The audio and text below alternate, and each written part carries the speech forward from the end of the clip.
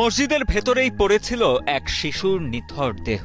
ব্রাহ্মণবাড়িয়ার সরাইল উপজেলার শাহবাজপুর হাবলিপাড়া মসজিদের দোতলা থেকে উদ্ধার করা হয়েছে ৯ বছর বয়সী শিশু ময়নার রক্তাক্ত ও বিবস্ত্র মরদেহ। পৈশাচিক এই ঘটনায় স্তব্ধ হয়ে গেছে পুরো এলাকা। আমার হারানো দন আমি পাইছি, তাড়াতাড়ি বাইরন মসজিদ ভাই মসজিদ, তাড়াতাড়ি বাইরন দুতালাত এই কথা কইছি। পরে ভাই সবাই তো রাত্রে সজাগ রয়েছে, সকালবেলা একটু ঘুমাইছে, পরে দূর পারে গেছে।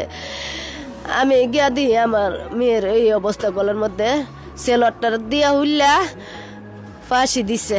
আমার মেয়ের সারা অঙ্গের মধ্যে অনেক কিছু আঘাত আছে, গলাটির দিকে কালো কালো হয়ে গেছে। আমি লচ্ছিটার মধ্যে এমনি দৌড়ছিলাম, লচ্ছিটা টান দিছি, হয়েছে না। পরে আমি সাইডে গেছি, গিয়া আমি কান্তাছি আর পাল্লাইতাছি। জানা যায় ৫ জুলাই দুপুরে নিখোঁজ হয় বাহরাইন প্রবাসী আব্দুর রাজ্জাকের মেয়ে ময়না। দিনভর খোঁজাখুঁজির পর ৬ জুলাই সকালে মসজিদের দোতলায় পাওয়া যায় তার নিথর দেহ। শিশুটির কোমরের নিচে ছিল রক্তাক্ত এবং গলায় তারই পায়জামা দিয়ে ফাঁস লাগানো ছিল। মসজিদের মতো এমন পবিত্র স্থানে এমন বর্বরতা ধর্মের আস্তরণে ঢাকা এক ঘৃণ্যতম পাপ বলেই মনে করছেন এলাকাবাসী। খবর পেয়ে পুলিশ ও পিবিআইয়ের ঊর্ধ্বতন কর্মকর্তারা ঘটনাস্থলে ছুটে যান। প্রাথমিক জিজ্ঞাসাবাদের জন্য মসজিদের ইমাম ও মুয়াজ্জিনকে আটক করেছে পুলিশ। এখনো কিছু পাই নাই। তারপর মসজিদে যেহেতু লাশ পাওয়া গেছিল, মসজিদের ইমাম আর মুয়াজ্জিনকে জিজ্ঞেস করেছিল।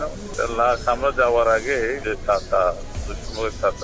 সংবাদ থেকে স্থানীয় যে বাচ্চা মক্তব্য করে ওদের সংবাদে মসজিদ দুতলা থেকে উদ্ধার করে বাড়ির সামনে নিয়ে গেছে। ক্ষুব্ধ এলাকাবাসী এই নির্মম হত্যাকাণ্ডের সাথে জড়িতদের খুঁজে বের করে দৃষ্টান্তমূলক শাস্তির দাবি জানিয়েছেন। তাদের একটাই চাওয়া, আর কোনো নিষ্পাপ শিশুর রক্ত যেন এভাবে ঝরতে না হয়। মেয়ে যে ভাবে মৃত্যু হয়েছে, এর চেয়ে ডাবল শাস্তি যেন হের হই, এত ডাবল শাস্তি বা দিয়া যেন হের মৃত্যু হয় আমার চোখের সামনে।